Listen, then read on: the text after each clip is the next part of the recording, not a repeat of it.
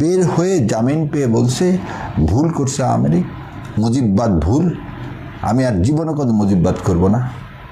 একজন না, উল্টা হচ্ছে কি, এই আইবিদের মতো জামিন দেওয়াতে, সাবার হোসেন চৌধুরীর মতো লোককে জামিন দেওয়াতে, শিরিন শারমিনকে জামিন দেওয়াতে এই সন্ত্রাসী গোষ্ঠীর একটা বিশ্বাস হয়ে গেছে, এখন ধরলেও জামিন দিয়ে দিবে।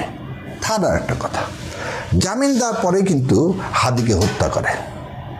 যারা হাদিকে হত্যা করে তাদেরকে কিন্তু ইন্ডিয়া ফেরতও দিচ্ছে না, তাদেরকে পুশিনও করতেছে। আবার বোঝেন, আমার কথা, তুমি পুশিন করতে চাও, তুমি আওয়ামী লীগের লোকগুলোকে ধরে পুশিন করো, তুমি শেখ হাসিনাকে পুশিন করো, তুমি হাদির খুনিকে পুশিন করো, তুমি এদের কাউকে পুশিন করতেছো না, মামা বাড়ির আদর দিয়ে রাখতেছো।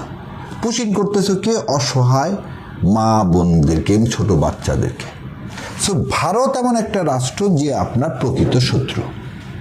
সো এই প্রকৃত শত্রুকে যারা সমর্থন করবেন তারাই তো দেশদ্রোহী। তাহলে এই যারা দেশদ্রোহী তাদেরকে আপনি কিভাবে জামিন দেন?